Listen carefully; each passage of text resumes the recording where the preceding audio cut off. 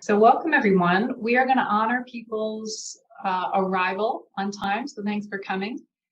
And Mike and I are really excited to be with you guys today. I know some of you have already seen Headrush Learning and some of you are brand new to it. Even the NGS 1 teachers, just to give you guys a heads up, not every NGS 1 teacher has seen Headrush yet. And so, we're going to get started and just talk through things. So if you're familiar with stuff we show, great. If you're not, that's okay.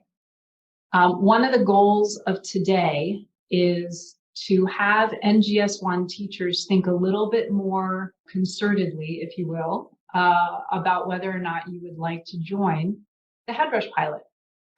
You'll see that Headrush is actually going to make it a lot easier for you to do competency-based assessment with your students. So if you're using our rubrics anyway, and you're using everything for assessment that we give you, it's just going to make it a lot easier to do rich analytics and to have some ease with everything. If you are not an NGS 1 teacher and you're here to join us, welcome. You will have, we made up a different, folder for you, and you'll have some stuff and you'll get the slides and you'll have access to the recording. So welcome, keep going. So I'm going to let Mike, you introduce yourself real quick. Okay, sounds good. Yeah, so my name is Mike Hauerheim. I'm a co-founder and CEO of Headrush. Headrush was we founded it and developed the platform in order to help schools really manage project-based learning, student-driven workflows, and competency-based assessment and reporting. And it's the latter that EduChange and Headrush has partnered up on. EduChange has a really brilliant framework for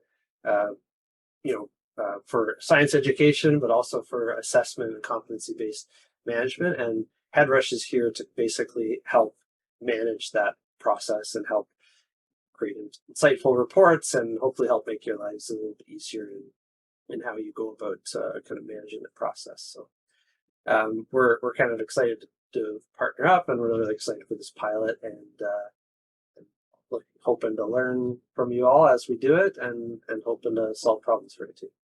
Great. Okay, let's get into it. This is our agenda. So one of the first things we're going to do is I'm going to go into your assessment files that are inside your respective folders. We're working with people who are going to be accessing different folders. So you're going to have to bear with me for the first bit while I get people into their respective folders. We're going to connect various assessment components, and then we're going to move to more of a live demo. There are sandbox sites that are brand new. So if you had an old sandbox site, that is gone. You will now have a new one. And Mike is going to help you get into that. Even if you're not an NGS 1 teacher, you will have a sandbox site today. So you'll feel free to play around and see what's going on. And then we're going to talk a little bit about reporting, Synergy, Guardian Dashboard, things like that I know people have some questions about. We do have some processes that we've worked on with Robin and Alberto Martinez, who's your tech person, just to get started. You will have to bring in your administrator to the conversation pretty soon if you want to do this, because of course you need their permission. So one next step for teacher participation is to have that conversation with them, and we'll talk about that more at the end. If you are not an NGS 1 teacher and you are joining us today, what you need to do is go to that URL. I will put it in the chat. An NGS 1 teacher who has been through training, you should open your big archive folder and then go into teacher materials and then go into competency-based assessment. So for people who aren't NGS 1 teachers, just follow along with the slides. You see the 10 design shifts that build open learning architecture. That's one of the pages is on screen for you. It's in your folders. So, and everyone in your folders has this PDF. And open learning architecture is bigger than competency-based assessment, but it is what we have developed as a whole systems-based design to instruction, curriculum, content, and assessment. So if you want to know at a larger level what we're doing and why our curriculum materials look different from other people's, that's the PDF to look at. The other thing I want to share with folks, you also have in your folder the annotated bibliography. Some people have asked us, oh yeah, can you show us, the research docs that you talk about all the time that you used to build this over 20 years? Yes, we can. These are some of our favorites. So you will see an annotated bibliography of stuff. These are really seminal research pieces from the literature of cognitive sciences, health sciences, and neurosciences. One thing I'll tell you is that we've known a lot of this for years, and yet teachers and publishers haven't heeded the science. And I guess, you know what? Since we're teaching science, we better heed some science. And so we did that so that we could support learners the way they need to be supported and the way adolescent brains actually develop. One thing we want to just remind everyone of is that everything evolves. So we're going to practice skills, competencies. We're also going to keep revisiting and spiraling concepts. That might be something, there's no more one and done, because that also supports the neural development of adolescent brains and just about anyone who learns. And we also have this persnickety thing with tech. Tech is always evolving too, as is content in STEM. So we have to have designs that aren't static. And that's a big thing. Our learners aren't static. The content isn't static. The tech isn't static. And I know that can make people feel a little nervous, but that is just sort of the truth. And the designs that we've developed, abide by that evolution. Another thing I want to share is that we've known this forever. Diverse adolescent learners develop at different rates. And yet our designs really don't always allow them to evolve at different rates. So that's something we tried to build in. There's also a lot going on in those brains. I know sometimes it doesn't seem like it, but sometimes students aren't even really able to articulate to us what is going on for them and how they're learning or making connections, but it's happening. And so God sort of trusts that that's going on. Another document that's in your folders is this Assessment Embeds SEL and Student Agency. So this document just really talks about what our assessment systems, especially in high schools, used to do and do now in many cases, and what we're trying to move over to. And we're trying to do that by using the SEL literature and also what we know about celebrating equity and diversity. We also want to eliminate anxiety. And so you'll see that a lot of the low stakes ways that we weight things and don't weight averages and all of that stuff helps to eliminate anxiety. And the other thing that you might find different in this conversation is if you've talked with other teachers or you're doing it or you know someone who does standards-based assessment. If you know folks who do that, sometimes they use standards as a checklist. That is one and done. So if you get to the end of a unit or chapter and you check off, okay, you got an 85 on the test, so you have mastered these standards. That's actually not what mastery is. So that might be a misuse of the term mastery. We try to use it the way that the Universal Design for Learning authors talk about expert learners, where true mastery has no endpoint. We always want to strive to improve and get better. So this is our framework. You also will see this on our website. You might have it in your folder as well. But if we say we value something, we're going to teach it, which means instructional time has to be given to it. And then we're also going to assess it. If you take away one part of the triangle, you don't really have school. You might have camp, or you might have another kind of learning setting. But what we're trying to do in school does this. And so our designs, this is a check and balance for us that we try to use.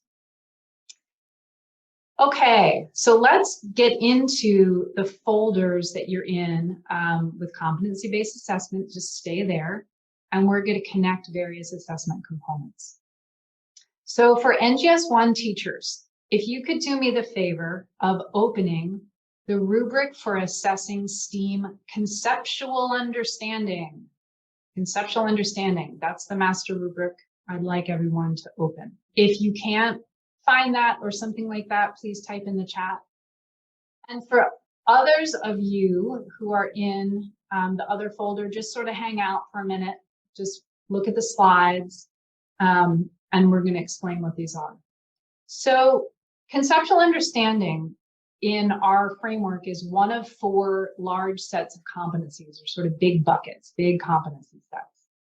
One of the ways that we actually help reduce anxiety and build growth is by keeping the competencies stable for multiple years. So not just in NGS 1, but if you do move on into NGS 2, in year 2, you'll see the same kinds of competencies, okay? This is what actually helps kids understand how they're growing. If you keep changing things, they're not really mapping to growth, they're just completing. So when you look at the rubrics, right, you will see 3 taxonomic levels. Conceptual understanding's the big competency set, okay? It's the title of the rubric. You'll also see these criteria or subsets, and those are going to be on the left-hand side, okay? And then each row is what we call a competency. These are discrete competencies, okay? So when you're looking at the rubric, each of the rubrics will have its own competency set assigned to it. There will be criteria or subsets. We don't really, whatever you like to call that. And then the discrete competencies. When we talk about competencies, we're talking about the smallest grain size, okay? We find that only having 3 levels and not going further is actually a sweet spot for a lot of design reasons. In Headrush, this is how the competencies are going to look. So conceptual understanding has 2 criteria or subsets, but you can see if you're comparing the PDF of the, competency setup in Headrush and the competencies in our PDF rubric, you should sort of see how they go together, right? And if you don't, you can definitely unmute and ask a question. We're going to pause for questions too. Now, we're going to take a look at an actual task rubric. If you're not an NGS 1 teacher, in that AT STEM Tech folder and the competency-based folder you're in there already, open up Unit 5 Materials Diagram Rubric. That's a task rubric, okay? We gave you one. NGS 1 teachers, let's look at Unit 2 because Lord knows it's the beginning of the school year and we might as well look at Unit 2. The first stop, NGS 1 teachers, is always going to be the assessment plan, all right?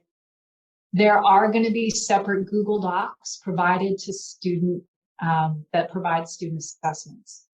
We recommend, just for familiarity purposes for everybody, that you do the assessment in the Google Doc. Just do it there. We've made them so that you can take the quiz or do the materials diagram or do whatever right in the doc. That way, when it's complete, then you can log into Headrush and start submitting the evidence for assessment. Okay, that prevents a lot of like, oh, what do I do once I get into Headrush? It should be super clear. It's a streamlined workflow, and everyone's used to using Google Docs. Okay, the rubrics you will see are provided right there. And in fact, you have a little rubric right after the questions. So, you know, our quizzes are short, as you might remember from the training. There's also informal assessment cycles. We're not really going to go through that today, but those are completed as a whole class. We use the competencies. Okay, so even when we're doing informal assessment, we'll still use these big competency sets. Okay, in the assessment plan, I have a little screenshot for everyone who you know doesn't, and not everyone has this, but the NGS 1 folks should. We will always show on the first page the 3 to 5 assessments that we suggest you collect and rate with rubrics. Okay, these guys, the ones that are on this page, are going to be the ones that are preloaded for you in Headrush and tagged with all the competencies. So if you do the pilot, we will do all of that for you. Okay. How do we make these task rubrics? And everyone is now looking at some kind of task rubric. They are built like little Lego bricks from the big master rubrics. Teachers have the master rubrics. There's no reason to give them to students. Okay, they're just going to freak out anyway. Those are for you. They want the task rubrics. What do I have to do to answer this question or finish the materials diagram or whatever I'm doing? But you will see that the competency language for every single task is task specific. And sometimes we give hints. Okay, we want everyone to be successful. All right, you're going to go over everything. Students are going to be able to use whatever completed materials they want to answer questions. And if you're doing something like a materials diagram, you're going to complete most of it in class. Sometimes for homework, you will see, all right, finish this up if you didn't finish it in class. But for the most part, they're going to be fit for purpose, and we are going to use 3 performance levels. So I know on the big master rubrics, you see 4, okay? In year 1, we only are using 3. Now, if you're super advanced teacher and you want to talk to me, and I'm happy to about how we use that 4th one, it's different, okay? It's not the same as how other people use the top level. So for now, let's just use 3. The task rubrics will always show 3. And achieves expectations will be the highest. For assessment purposes, what we mean when we say this is competency-based is each row is a competency, and you're going to assess each row. Okay, so there's no more like you get a B on the quiz kind of thing. Does that make sense? You're going to get ratings every single row of every competency. Okay, that's also why Headrush is going to be great, because you can just point and click things. How do we make tasks harder over time? If competencies are stable, how do things get more difficult, right? Required concepts become more difficult, abstract, and multifaceted. Okay, so we get deeper into our conceptual understanding. Sometimes more competencies, more Lego bricks are added to the rubrics, and the rubrics get bigger. And also the texts become more complex. So we'll use larger data sets. We use primary source literature, you know, things like that. Not so advanced in year 1, guys, but you know, that is how we advance students as we go. And tasks can take longer to complete. So this is where assessment becomes learning, and that pulls from a whole body of research on assessment and education. All right, before we go on, I'm going to pause for some questions. Hey, Catherine, I have a question. Yeah. What do you think about me using the master rubric and applying it to my classes that aren't NGS 1. Yeah, go for it. We can definitely help you do that. Are you all science, or are you doing something else in science? I'm all science. I have NGS 1 and 2. Yeah. So, you need your permission from your administrator, right? We don't give that kind of permission, but from our standpoint, it's fine, because all of these competencies, as you can see, as you're reading through them, they're content agnostic, right? And so the point of that is so that we can keep them stable over multiple years. So it becomes sort of, if we have any social studies or English teachers in the room, it becomes like a writing rubric, right? You can just, write whatever you want. And so we'll help you with that. But yeah, go for it. We'll help you with that. But if you try to make your designs similar to how we design things and make it, sort of manageable for yourself and not huge, giant projects at first, I think it'll be good. Great question. Anyone else have a question? All right, you can feel free to ask. We're all friends. All right, review workflows in the updated sandbox. This is where I'm going to stop sharing my screen, and Mike is going to help you with your sandbox. All right, so let me stop sharing. Again, feel free to hit us up in chat with questions. All right, Mike, over to you. So the goal of most of the remainder of this session is to get you into Headrush and to get you familiar with the lay of the land, how to navigate around, what is a module in Headrush, what does that mean, and what are the different parts of a module and how you're going to be managing it and collecting student work and assessing it according to these competencies. So that's kind of our goal, is just to give you a general comfort level with getting in and getting around. So with that said, let me share my screen. Let's do a quick, so one of the things throughout this is you're going to want to look at your own browser and you're going to want to look at mine. So you're going to want to be able to switch back and forth, just in case you haven't done that before or don't know what you're doing. By default, you probably have a full screen when I'm sharing. If that's true, then hit escape, and then it'll show up in a window. And that way you can switch back and forth. So sometimes I might say, hey, look at my screen. You can look at my screen, see what I'm up to, and then flip back to your own browser, and that way you can kind of follow along back and forth. So hopefully everybody is okay with being able to do that and being able to kind of switch back and forth. If not, stick on my screen, and at least you'll get the feel for what everything looks like. So this is the URL. I'm going to actually pop it in the chat. So that's the link that you can go to in order to log in. And the way things have been set up, you should be able to just hit sign in with Google, and you can sign in using your Salinas Gmail account. So why don't we get everyone to do that? So hit up that link and make sure that you can log in. Once you're in, you should have a view that says My Modules at the top, and you should have these 3 modules, and you should have one that's Unit 1, one that's Unit 2, and one that says Unit 5 Partial.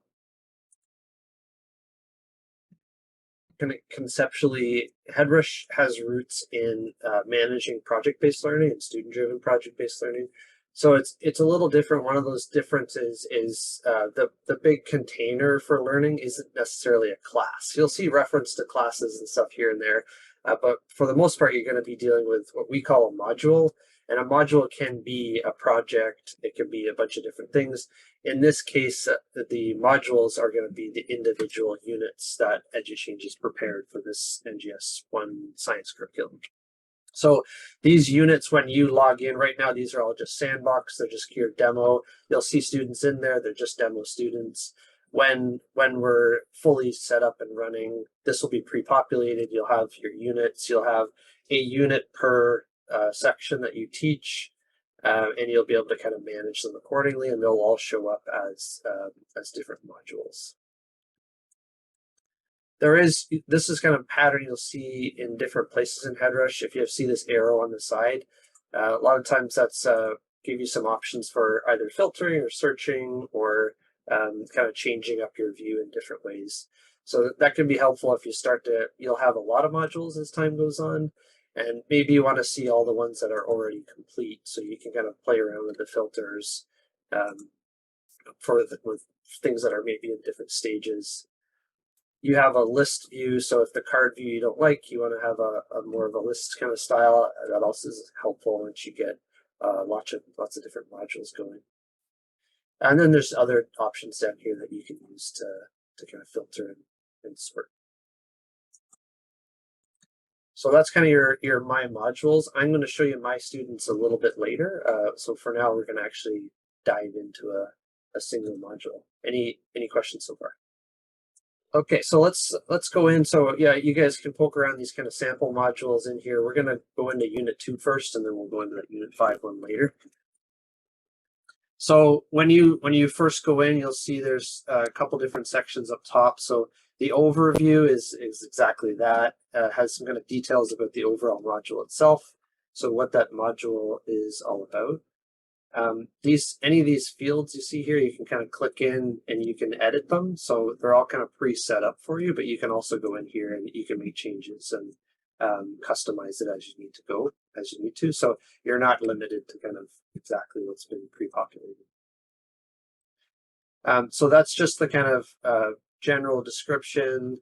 Then the competencies to be selected. So modules will inherently assess competencies and collect evidence around competencies. And so you'll see that these are all the competencies pre-selected for this particular module. And it is possible to kind of add others. You can do this at the whole module level for the unit, or you can also do it for an individual task, which you'll see.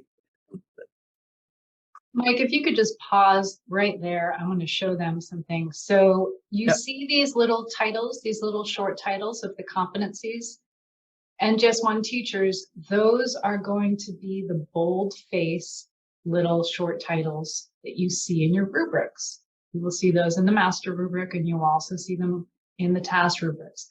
This is how we help everyone sort of know which competency is going with what. No problem.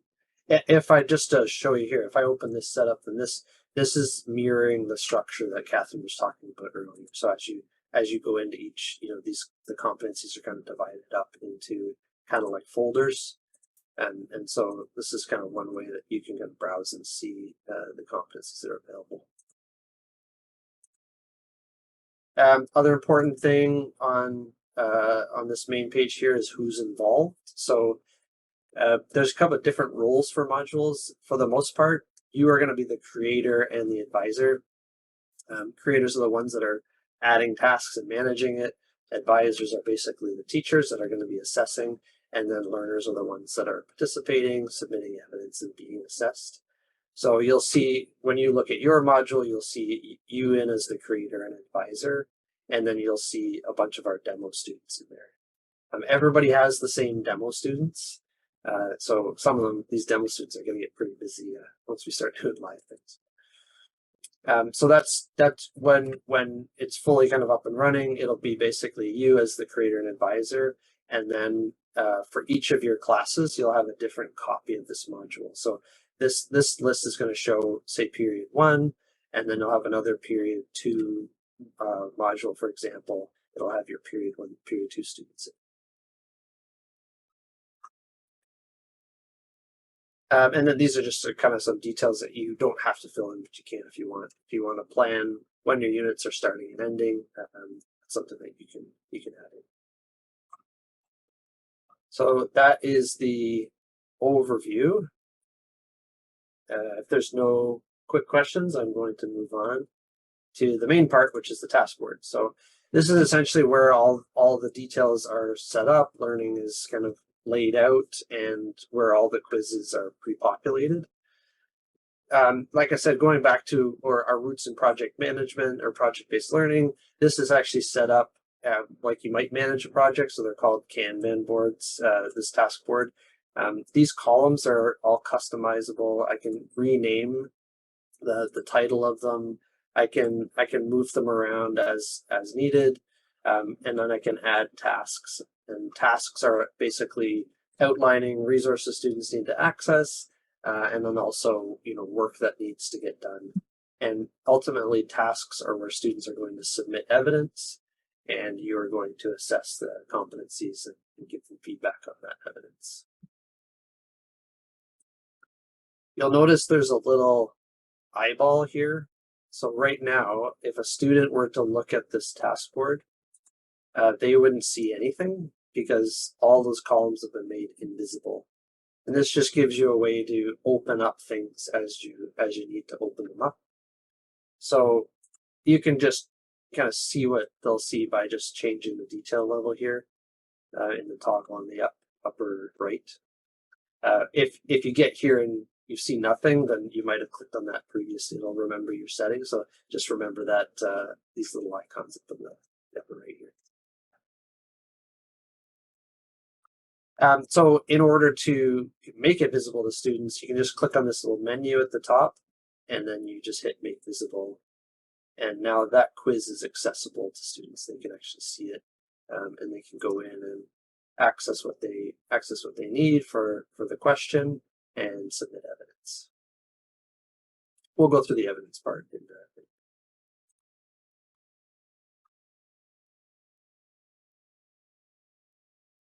you can also copy tasks, copy columns. So if you wanted to do something, you had a column that's kind of working and you want to do it again and just make some tweaks. If I click on this little menu again, you'll see this copy option. And I can actually copy the column to the left or the right, whichever you need to. I can even copy a column from one module to another, which is really helpful if you have multiple sections of the same subject that you're teaching. If I create it in one of my units, I can actually take it, copy it to another module, and I can choose something else to click on. And if once I hit copy, a whole copy of that column will actually appear in the other module. So that way you can kind of push out information as you need to.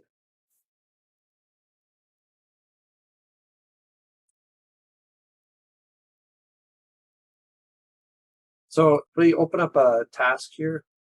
Just want to go through a few things in the task details. So the main part is this content area, and again, it's just you click in. It's kind of typical content editing on the web. So you can put in pictures. You can embed Google Docs. You can link to Google Docs. So you'll be able to you can add in kind of embed videos, YouTube videos, those kinds of things. So any resources you want to be able to provide, you can do that inside these task details here. So yeah, if you're following along, we're in Unit 2, so you can go into your own Unit 2, and we're on the task board. And I made quiz 1 visible, and then I went into question 1. Mike, can you just go back to the task board and just talk a little bit about the different cards in the column and why question 1 has to sort of be in its own box? Yeah, sure. So there's lots of different ways to organize tasks and learning. In terms of the way we're doing it in this context is the question is the bucket for evidence submission. So a student, when they complete a task, they usually have some sort of asset or artifact that they need to submit to you to take a look at. That might be a Google Doc or something like that. And so all these questions for these quizzes have been split up into their own task to give the students a clear way to or clear place to submit each part of this overall quiz, and then gives you a way to easily assess and provide feedback on all those individual assets rather than having them all loaded in as one big task, which might get tricky to provide specific feedback to each. The other thing that's important to note here is that these questions are assessing different competencies. So you'll notice here on this task, these 2 competencies have been tagged here, and those are what you're going to assess against.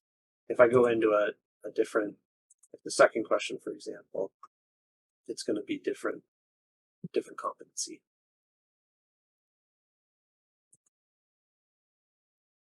Anything I missed there, Catherine? Chime in. I don't think so. Yeah, no, keep going.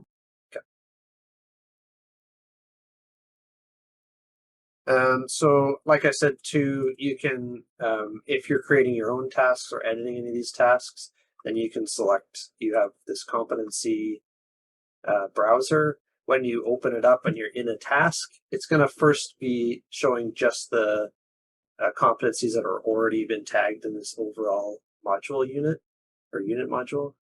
You can click show all targets, and that'll show all the competencies that are available to you. So if you need to add new ones, you can do that too. There are kind of start date, end date kind of things. You can, if you're managing this, you'll see a calendar view in a second. These are just for planning purposes and to kind of manage maybe deadlines that you want to give the students. Also not required. You don't need to set those for any particular reason. But if you do, they end up showing up here on the calendar.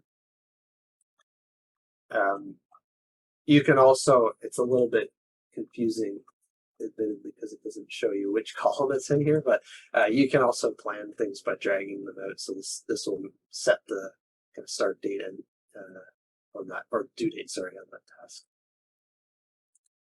So again, not required, but if it's something you want to play around with and you want to kind of schedule out, plan out the month, students will be able to see that calendar view as well.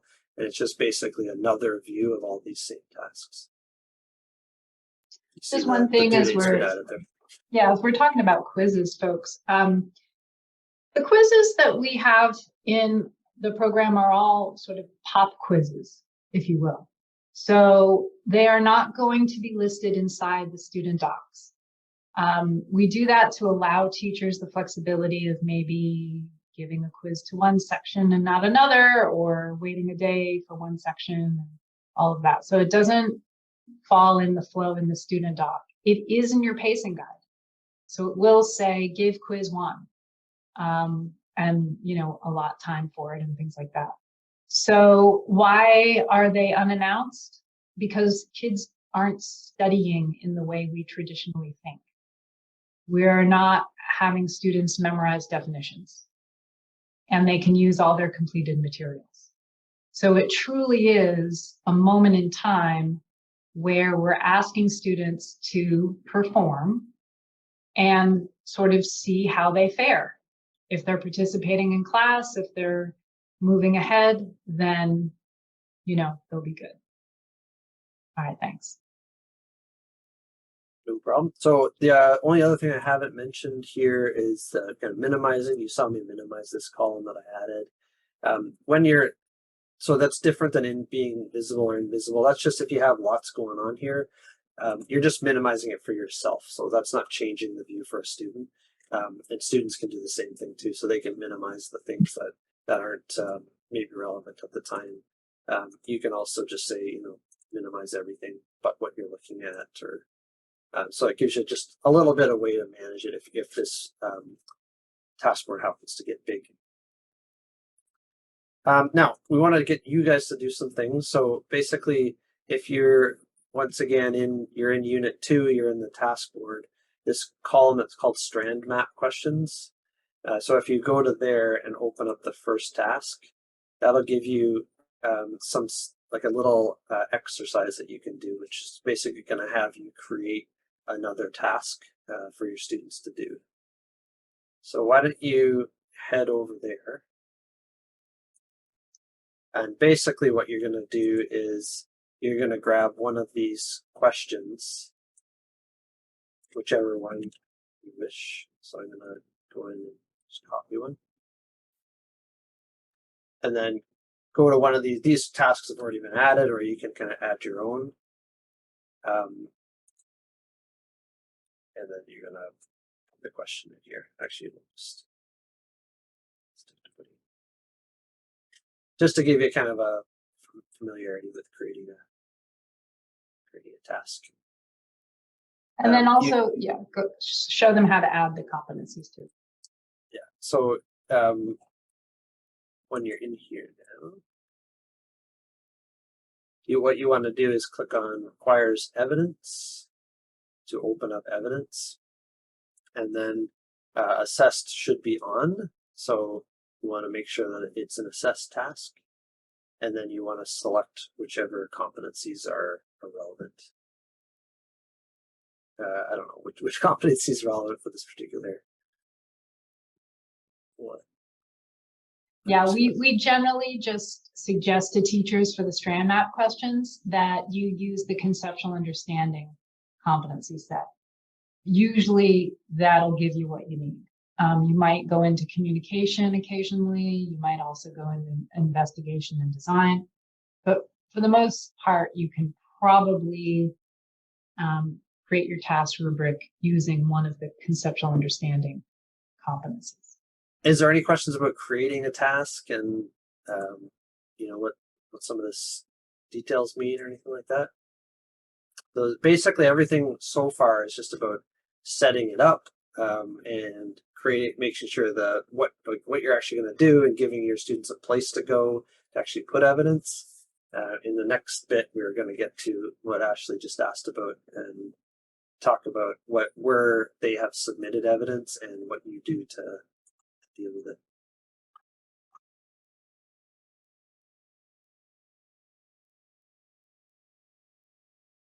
All right, let's Can you is evidence mean like a student response yeah, that's our generic term. So basically it's like completing an assignment. Evidence is when they submit work to you. So a student can, like if I just show you quickly, so a student would go to this place and they can submit evidence in different forms. So they can drag in files and pictures, paste links, take a picture, or add from Drive. And we're going to do that in a second as well. So something that you wouldn't click the evidence button is something you just wanted to push out to students to look at, and you didn't need them to respond. Yeah, that's right. Like, so let's say you have a YouTube video you want everyone to watch, but you don't really care whether they respond or not. Then yeah, you could create a task. You leave evidence off. Don't put a due date or anything, and then you just embed the video here, and that's just a way to post kind of resources for them to look at.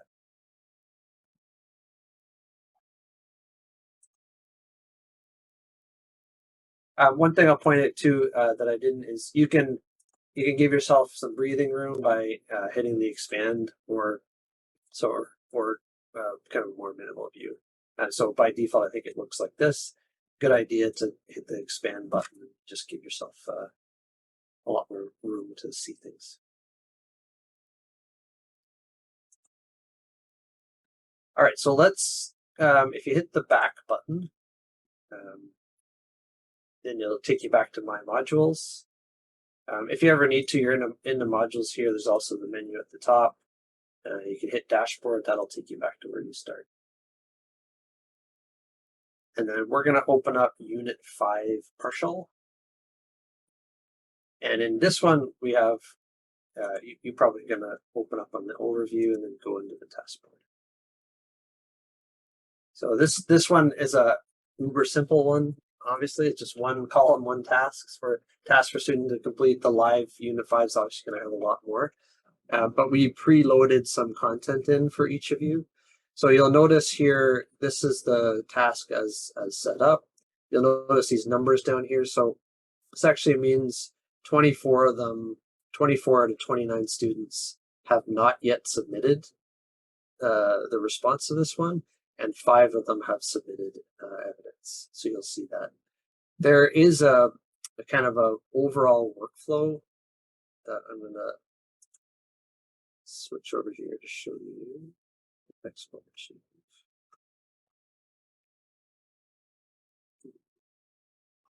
I made it invisible. This one. So evidence goes through for a student. It goes through this kind of look at there. So you'll notice like this might be what like a full-fledged Unit 5 looks like. We're going to take a look at this evidence view, which is your kind of dashboard for seeing everybody's progress, right? So you'll see here, these are all the students that are in this particular unit. And then this is the state of whether they have submitted or not. So these icons all mean something. So if you see the little gray icon, it means to do. It means they haven't done anything with it. They haven't touched it. If it's in progress, it means they've uploaded something or looked at the evidence and maybe started to do something, but they actually haven't submitted it yet. So you can just see like signs of life if if it's in progress. Submitted, it means they've submitted it to you. So if you see that icon, that means it's waiting for you to respond.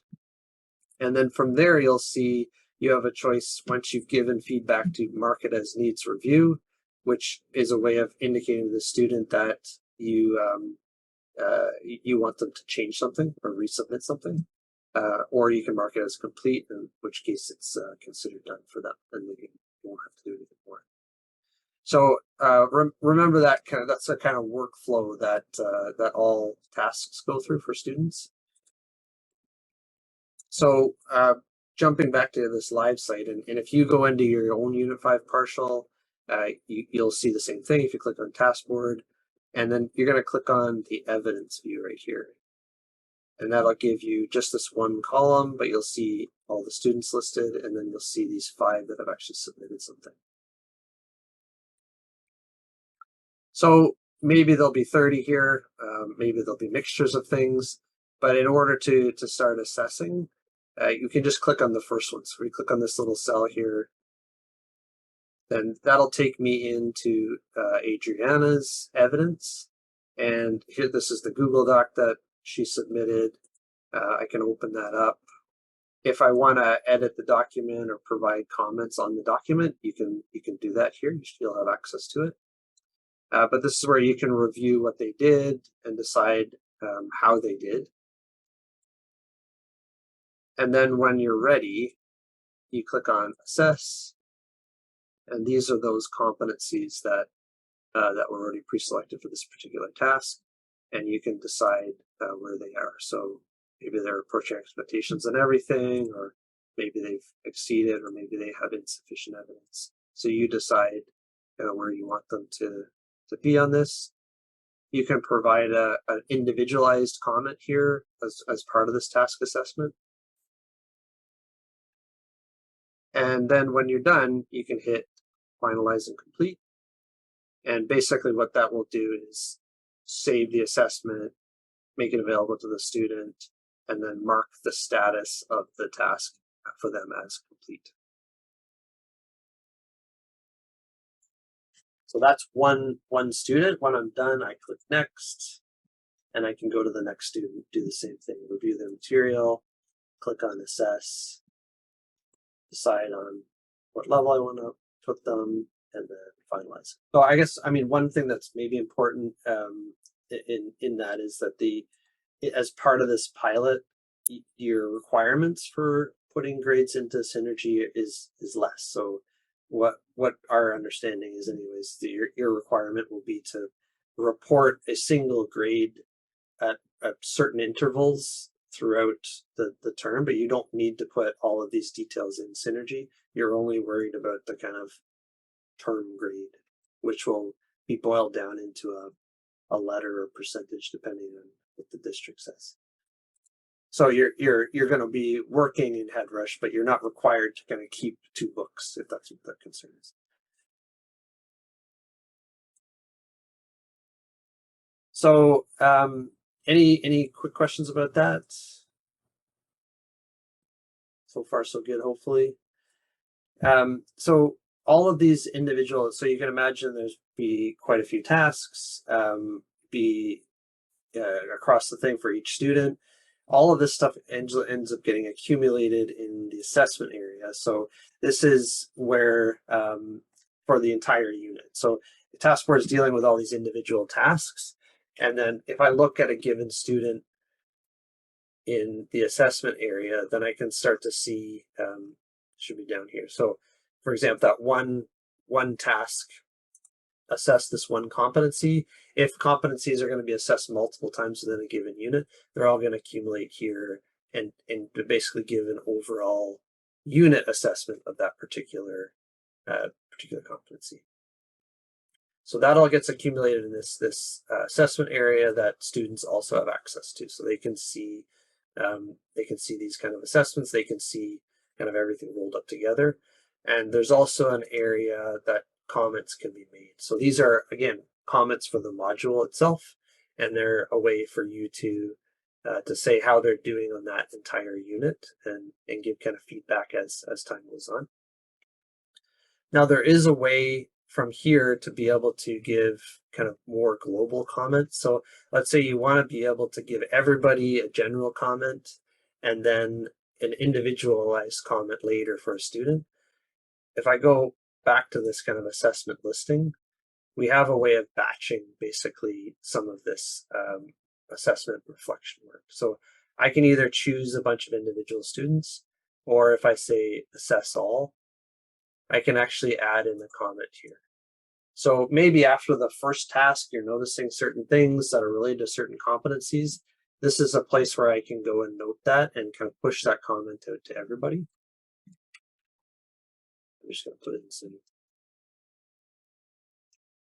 So when I do this now, I'm gonna save that. It's gonna give me a big thing just to say what I'm doing, because what it's actually doing is going in individually adding that comment, because then you can later edit it for each individual student that you need to. So once I've done that, it's actually pushed out a reflection for every single student. And then if I wanted to further edit it, I can actually go in and you'll see that comment is there. And I can maybe add something that's specific to Adriana in this case.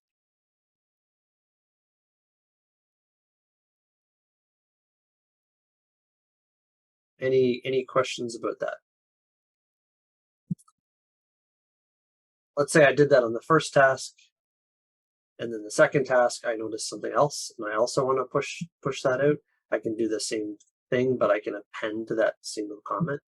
So I can again come back to this assessment area. I can say assess all, and then I can add in my next comment. And then you notice the little toggle here, so I can just toggle that on, and that instead of overwriting the comment for everybody, it'll append to it. So if I do that, so now if I go back to Adriana and I look at reflections, so I have that first general comment I made, I have the specific one that I edited for just Adriana, and then the second general comment's been appended there. So it gives you kind of ways to sometimes giving specific individual comment for every single student at the beginning. It can be overwhelming and maybe not even needed at the start. It's more of a, hey, here's a general comment that everybody needs to take into account. And this gives you a way to kind of manage that at a bigger volume. Yeah, one thing I'll just add on a qualitative note. I mean, I think one of the things about competency-based assessment that makes people feel nervous is, hey, I have 150 kids. Do you really want me to write an individual comment for every single student? And the answer is no, you don't have to. So this is a way to create a separate doc. And there's a little doc actually inside your competency-based assessment for teachers folder that's called Headrush Reference. In there, we sort of give you guidance on, as you're looking at a materials diagram with a rubric, keep a doc open. And then as you're seeing things, just jot down, boy, 10 students forgot their units. I mean, science teachers know that these things happen over and over again. And so why not just create a set of comments? Maybe it doesn't apply to everyone, but everyone can hear them because everyone's going to be improving on the same competencies. And it just is going to make this go more smoothly in the beginning. So you shouldn't have to feel like you need to create individualized comments all the time, you can definitely do that. So I want to come back to here, and so just jump into this My Students area. So you can imagine these are all individual modules, individual units students are completing. A single student might have 5, 6, 7 modules that are being assessed, tasks that are being assessed. And so where do we go to see all those different things kind of come together? And that's going to be your My Students area. So if you go to your own sandbox, you'll see this. It's listing by default all your students. You'll see here there's a little drop down for your different classes. So this is where you can kind of see for your individual classes the particular students. This is also where you're going to come to actually run reports. So I'm going to go into Adriana again, and just quickly, this is kind of a extensive dashboard area that you can basically see everything that Adriana is up to inside of Headrush. But essentially, this is going to have all the modules that she's a part of. You can see all the different copies that we've created for everybody. So this poor Adriana has a lot of work to do apparently. But yeah, this is kind of where you can see what they're participating in. Didn't really get into this too much, but that workflow that we're talking about, all tasks go through that, so you can see that she submitted all these things. You can also see the stuff that I completed.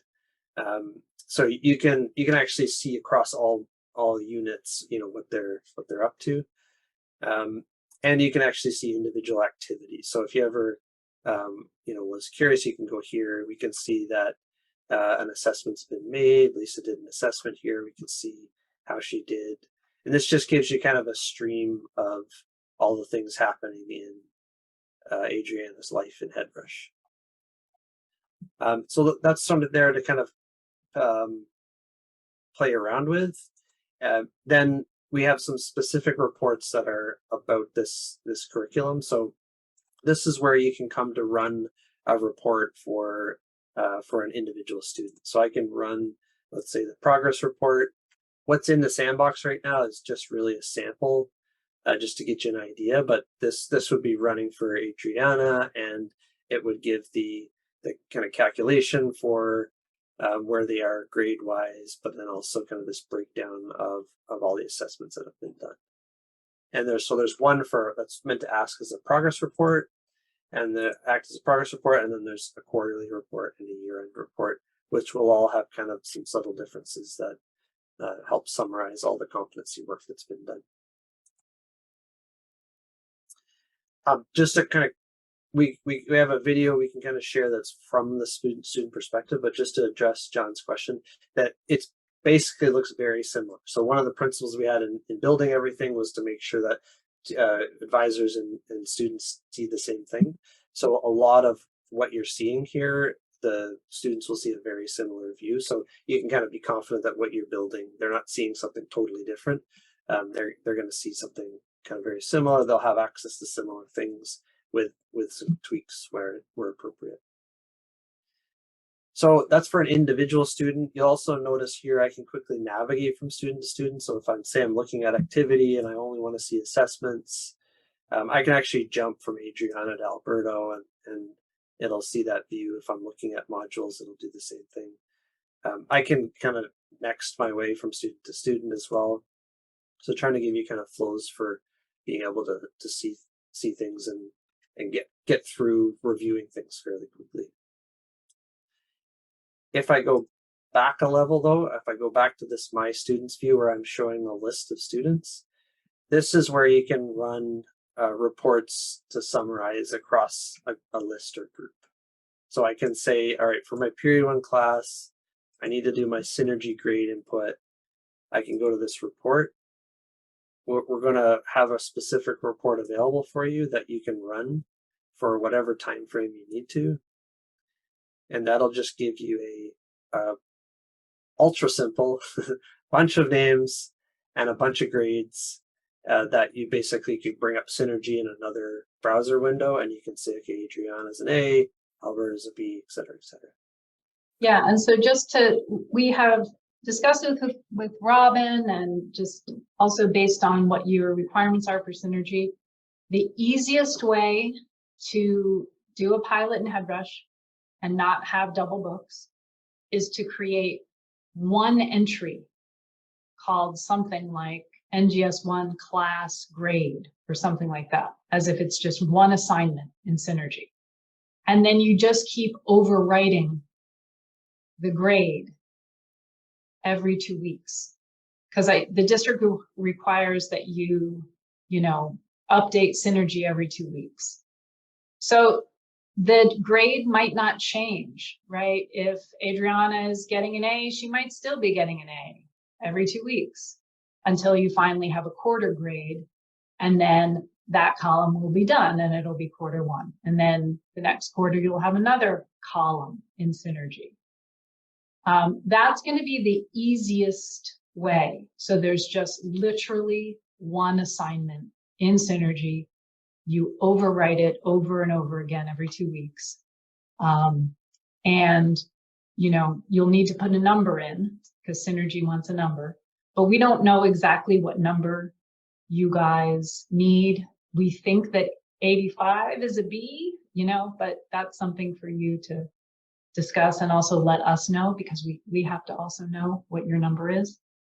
But that's the easiest way to figure all of that out.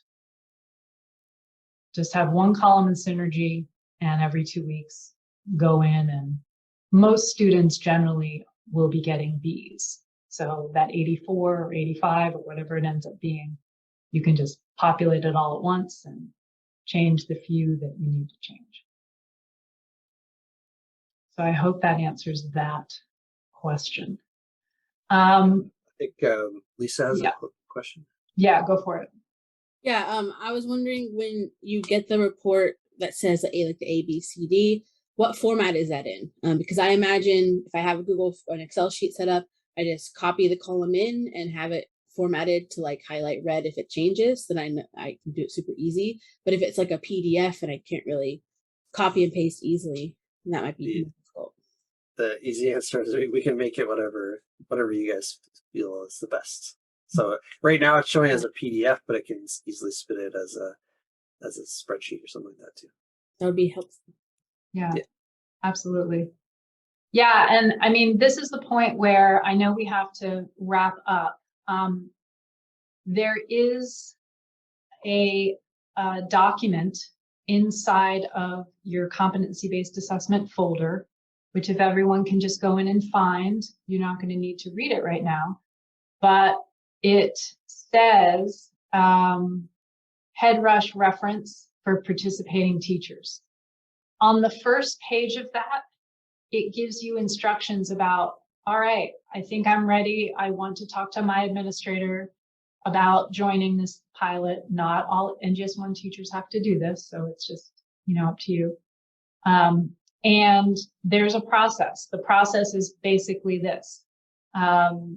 If you would like to participate, you will have your discussion, get approved, and then email Mike, Shane, and me your rosters. Your rosters are like an entry ticket to this pilot because Headrush is going to preload all of your different students into different class sections for you. And EduChange is going to preload all the different units and tasks and tag everything to competencies, and all the competency sets will be there. So that's sort of the way we know that you want to do this. So just by participating today doesn't commit you. We hope you learned a bunch about what this is about and sort of how it will look. But that is the way we're going to sort of suggest the process to happen.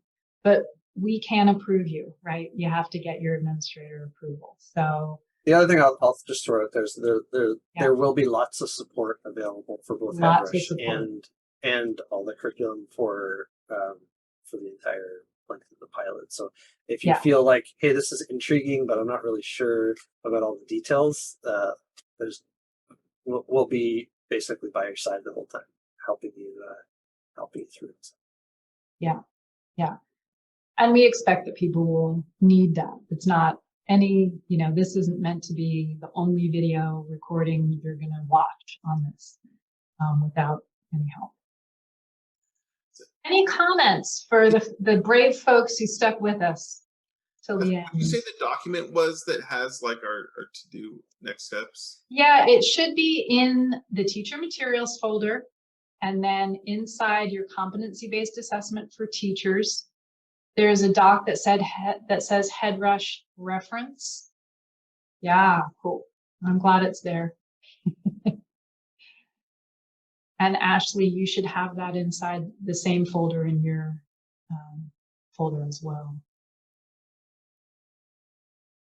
Anyone else? Just comments, you can feel free. I'm gonna stop recording. And folks who are viewing, I hope you found this helpful even if you didn't make it. So let me stop the recording now.